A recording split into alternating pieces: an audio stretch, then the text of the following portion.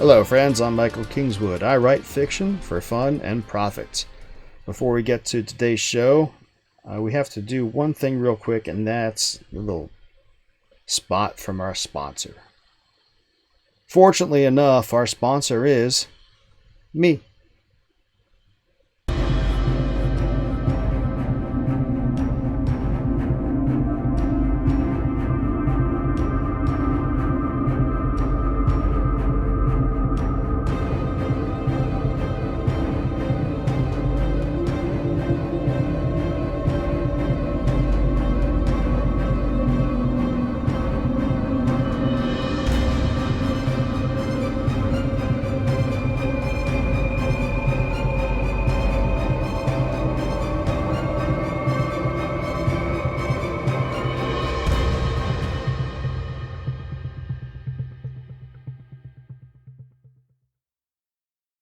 Alright friends, it is Saturday, which means it's Story Saturday and time to read another one.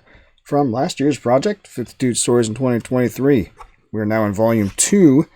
The plan initially was to read the very next story, which is called The Corvus Bridge, which is an Ickering Federation Navy short story. But since that is a stretch goal in the ongoing campaign, I'm going to hold off on reading that for a little bit so as not to spoil the stretch goals there. And we're going to move on to that next story, and I'll come back to the Corvus Bridge a little later. The next story is a short military sort of fantasy story called Garret's Legion. It's what it sounds like, a guy going out to fight in his legion. So let's get to it. I wrote it, I'm reading it, you'll love it because it's awesome. I'll talk to you when it's done. The arrows flew high, and as they reached the top of their arc, they seemed to hang in midair for a second, holding still even against the whipping wind that would have set Garret's hair haphazardly across his face if he hadn't tied it back earlier. He watched as the shafts of death stood still above himself and his comrades, and it seemed that they stayed there forever. Until they didn't. One and all, the arrows angled downward, tugged by the weight of their heads, and plunged back down toward the earth. The earth where Garret stood, wedged between two of his fellow countrymen. Other heads had lifted in time with his, but not all, and few enough all around him that Garret felt he must be the only one who saw the missile's flight, who witnessed the doom about to come down upon all of them. He wanted to cringe back, curl up into a ball on the ground, and pray that somehow the massed shafts and fletchings in the air overhead would miss him. But he could not. Even if he had room to move between his two comrades, no one else around him was ready to break ranks. And as much as he felt the urge to cringe and flee, he felt the shame of that urge, compared with the massed courage and resolve all around him. And yet, could they not see? Could no one see? The late afternoon sunlight glinted off the polished heads of 100 arrows as they all seemed to point straight down at Garret, and he could not look away. This was his end, and not just his, but all of the men with him, and they couldn't. Brace, came a call from off to the left, where Garret's squad commander marched alongside them. The command was echoed in half a dozen places, ahead and to the rear, to the left and to the right. At that command, men all around shifted, raising the shields braced to their left forearms above their heads, as though by instinct, Garret did the same. And a heartbeat later, he felt the jarring impact as an arrow struck his shield, saw the arrowhead pierce the shield's wood and come to a halt inches above his face.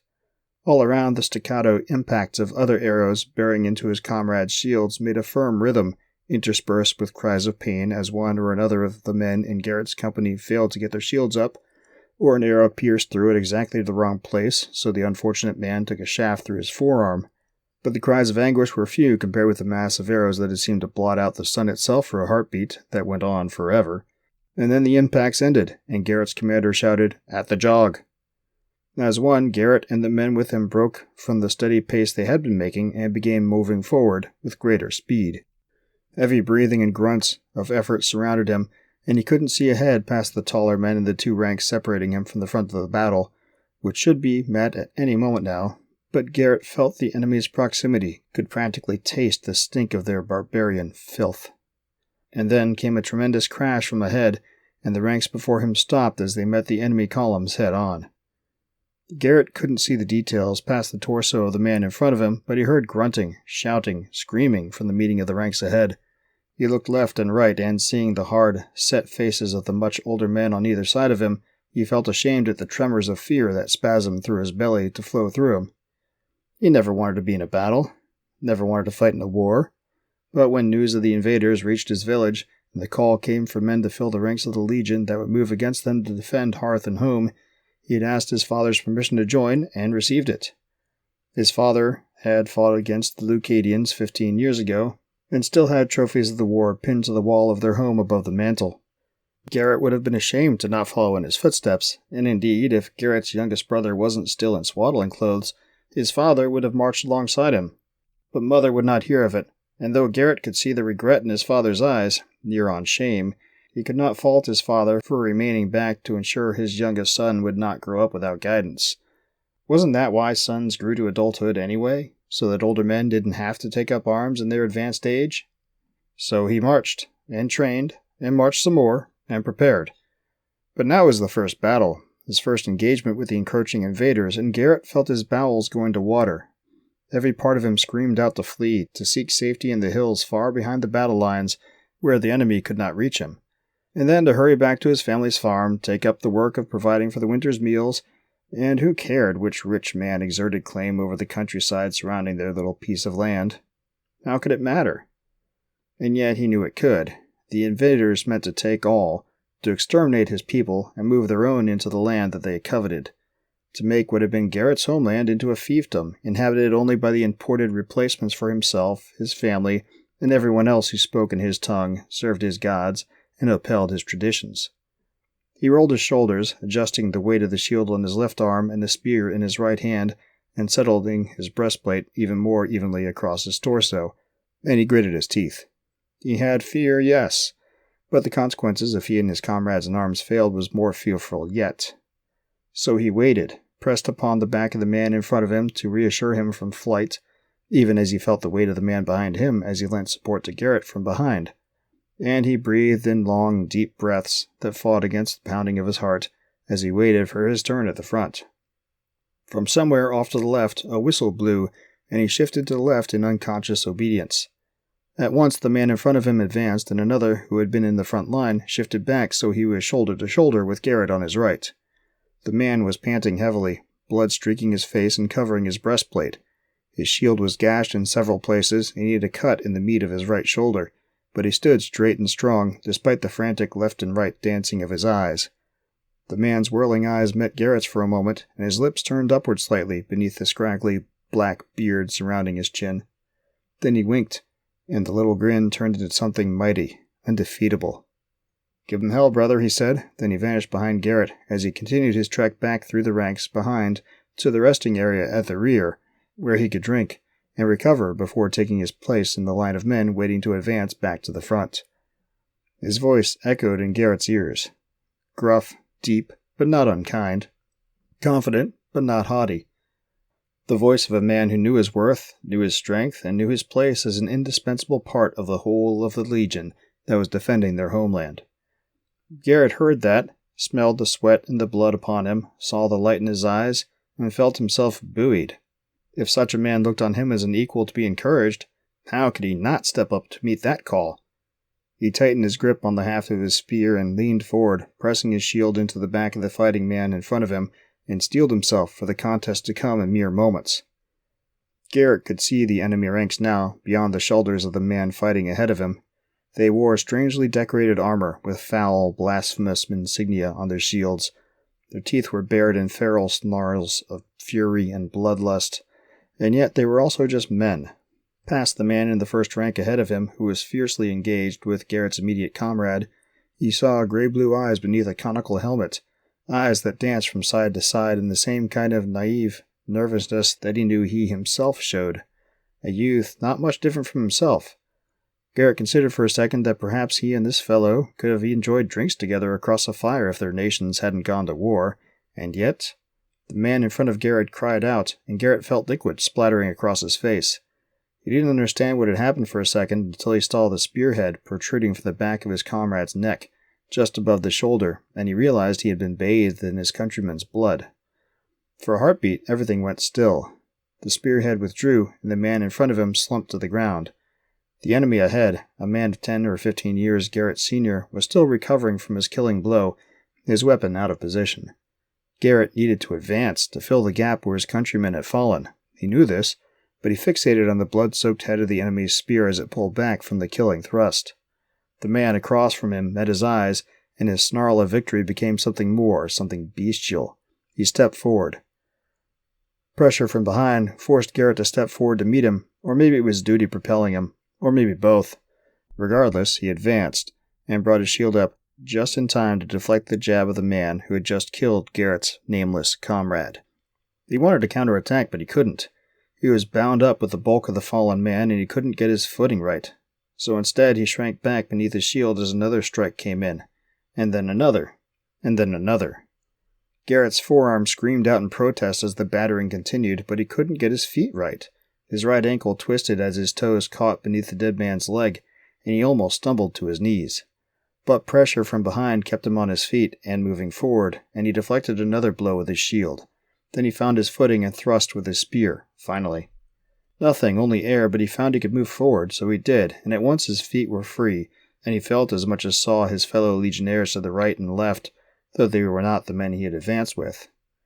The enemy ahead attacked again, but now he had his balance, and he blocked the blow easily with his shield, this time thrusting low.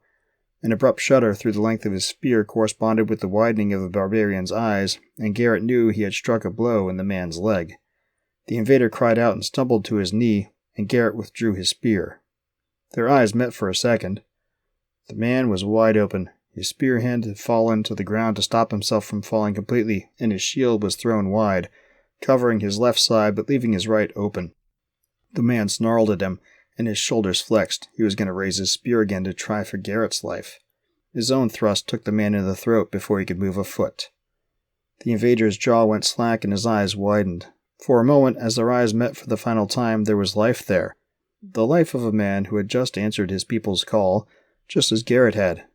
Not an evil man, per se, just a fellow doing his duty. He looked into the fellow's eyes for what seemed an eternity, and saw the battle rage give way to understanding of defeat, then acceptance, and then respect and lack of blame or anger. Then the man slumped down into the dirt, and Garret raised his head. He saw the youth who had been behind the man he had just slain, a fellow maybe his own age, perhaps a year or two younger. He barely had the beginnings of a beard on his face, and his eyes were wide beneath the rim of his helmet. He glanced down at the dead man at his feet, then back up at Garret, and he visibly swallowed. Then he raised his shield and lowered his spear, and advanced. Garret pulled back into a better fighting stance to meet him. From somewhere behind the enemy ranks a horn sounded. Once. Twice. A third time. Relief flashed across the face of the youth facing Garret. Then it washed away beneath shame, followed by a steely resolve that seemed feigned as much as it looked almost genuine. As one, the enemy ranks retreated a step. Then two. Then three. The men on either side of Garret moved forward to meet them, and he moved forward as well. The youth ahead of him shook his head and continued backing away as the ranks on either side of him did the same. Garret raised his spear, and the youth swallowed and raised his. Then the horn blew again, and to Garret's rear, multiple whistles blew. A triple-noted sound that immediately made him pull up short. Hold fast. On either side of him, Garret's fellows stopped and watched along with him as the enemy continued their backward retreat. Then, once they were clear, the horn sounded again, twice. The youth Garret had been about to fight met his eyes one last time and made a little shrug, gave the slightest of half smiles. Then he turned with his comrades and put his back to Garret and his fellows. Then they trotted away. Garret watched them go, perplexed that they were fleeing. It hadn't been that long a battle, had it? How had... Then he really looked to his right and his left, saw the bodies of the dead and the moaning and squirming wounded all around, and how many more of them wore the enemy's colors and armor than the legion's. At least 3 or 4 of theirs for every one of his countrymen, and he was astounded. Then elated, and the legion all around him shouted out a cry of victory, raising spears above their heads and shaking them at the fleeing foe. Garret joined in, and a rush of emotion flowed over him. Elation at the battle being won, relief at having survived, and unscathed at that, nausea over the things he had seen and the dead man he had slain, grief for the man and guilt over his death, but pride over having stood firm, despite his fear. He realized he had stopped his shout of victory and was just standing there, his spear raised over his head, shaking from head to toe uncontrollably. shaking, and, he realized, weeping. Gods, what was wrong with him? He should not be crying, and yet he was, and he felt he could never eat another bite again as long as he lived. What? A strong hand on his shoulder brought him to his senses, and he turned around. The man who had retreated past him in line stood there, his shoulder bandaged, and a companionable but gentle look on his face. He reached up and took hold of Garret's spear, guiding it down to his side, then placed both hands on his shoulders. "Calm, brother," he said. Then he led Garret back through the ranks of his still celebrating comrades to the pavilions at the rear, where casks of water and wine waited. Water and wine and rest. Then home, to family and friends, and hopefully peace, for as long as it could last. The other reason why I decided to just pass the Corvus Bridge this week is because Garret's Legion, it's actually a shorter, and I've been a little pressed for time this week, so kind of making this one a little bit of a shorter video. So I'm not going to spend a whole lot of time, doing my usual spiel here at the end. You saw the Kickstarter promo at the beginning of the video here. Go back the campaign. We're halfway done with it now. We're completely crushed every stretch goal I had planned to have for this campaign, and so we're now going in extra stretch goals to get more money, obviously, but also give more bang for the buck for the people who are supporting us. So go check that out. Back the campaign. It'll be awesome. You'll love it, and I'll love you for it. Go buy books. michaelkingswood.com/store or michaelkingswood.com/books to read. Both will work to get you to titles of mine that you can buy. The first one is my company site, which means I get more money from it. But either way, just do that. Don't forget to visit the Substack over at michaelkingswood.substack.com. We are paralleling the weekly stories over there. If you want to subscribe over there, that will be helpful as well. But really, the best thing you can do, of course, is to go back that Kickstarter campaign now. And make sure you like this, subscribe, tell all your friends. Come back next week. Next week, we are reading another End Stories from Volume 2 from last year's project. And what's this next story? It's called Sebastian's Inferno.